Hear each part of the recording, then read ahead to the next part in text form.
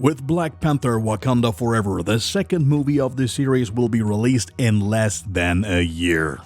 As of today, the expected release date is July 8th, 2022, and despite there being no trailer yet, the Gossip Factory has been working overtime on the plot and the cast for months, especially due to the tragic death of lead actor Chadwick Boseman on August 28, 2020. How Kevin Feige and Coogler want to pay respects and what kind of familiar faces we will see again in the second part is what we have summarized for you in this video. In an effort to refresh your memory, here's a recap of the main events leading up to Black Panther 2. If you haven't seen all the current movies of the MCU, you should skip ahead now. Chronologically, the film will likely take place shortly after Falcon and the Winter Soldier. After T'Challa, also known as Black Panther, lost his throne in a duel against Killmonger, he and the Dora Milaje, Wakanda's deadly task force, managed to take back the city. Killmonger dies and King T'Challa resolves to end Wakanda's isolation and use their advanced technology in order to aid people around the world. After that, Black Panther joins the Avengers in the fight against Thanos.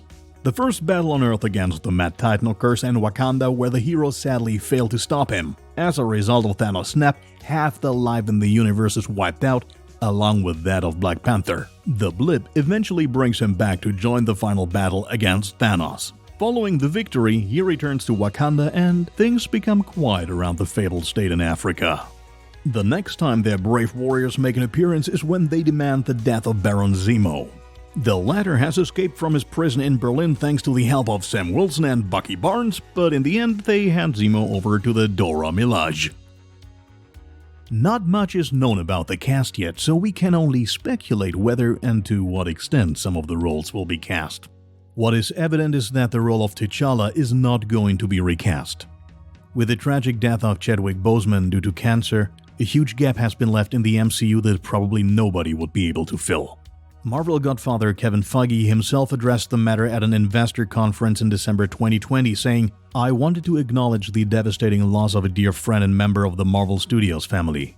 Chadwick Boseman was an immensely talented actor and an inspirational individual who affected all of our lives professionally and personally. His portrayal of T'Challa, the Black Panther, is iconic and transcends iteration of the character in any other medium in Marvel's past. It is for that reason that we will not recast the character."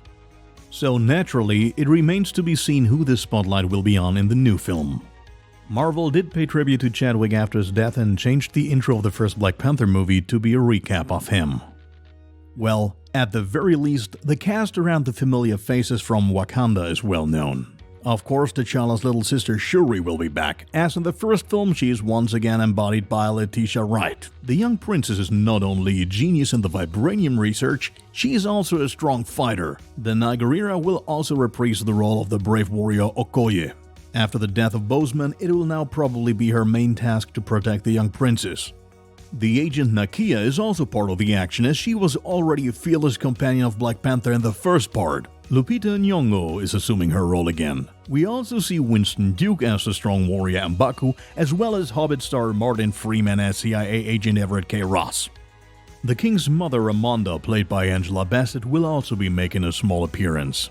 It is not yet known whether other well-known Black Panther stars will return. We will certainly know more with the first trailer at the latest.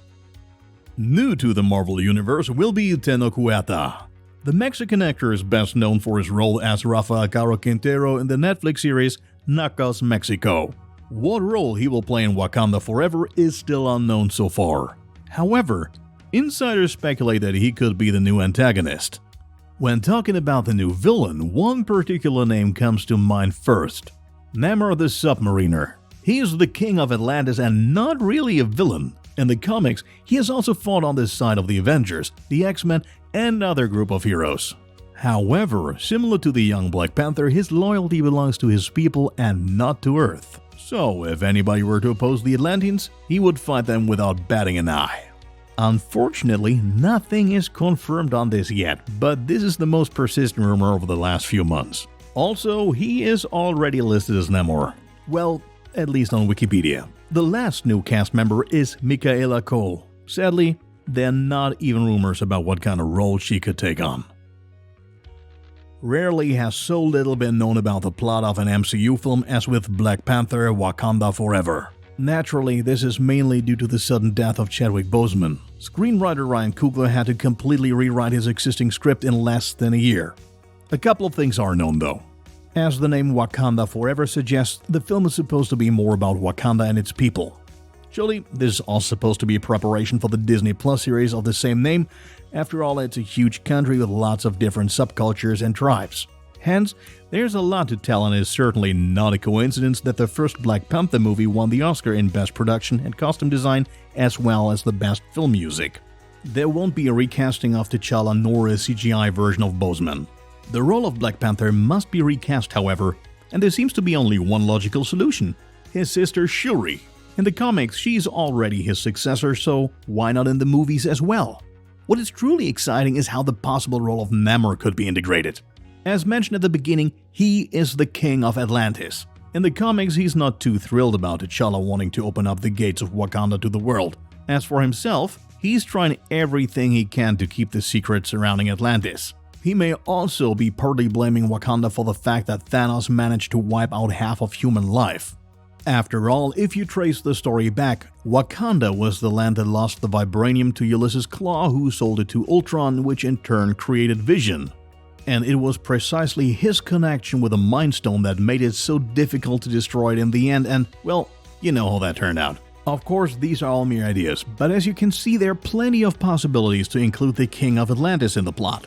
Another possible storyline would be that of Princess Xanda of Narobia. She's a recurring antagonist of Black Panther in the comics. It would be conceivable that she might want to use the power vacuum after T'Challa's death to gain influence over Wakanda. She would definitely be a worthy opponent for Shuri or whoever would succeed the king. Especially if she manages to win influence over particular clans, it could also be a great way to delve into the politics and history of Wakanda. Fitting for this would also be the fact that with Michaela Cole, an actress has already been cast that fits into the profile. Unfortunately, we can't say much more about the events in Black Panther Wakanda Forever yet, and we don't want to get too deep into assumptions. Therefore, we will have to wait a little longer until at least the first trailer has been released. Shooting of the new film started on June 29, 2021 at Grillith Studios in Atlanta. According to the statement by Disney, it'll take around half a year to complete. As in the first part, Ryan Coogler is once again the director of the film, having also written the screenplay. Producer is, who could it be otherwise, Kevin Feige. In addition, Michael B. Jordan is also interested in working on the film, but in what form is not known as of yet.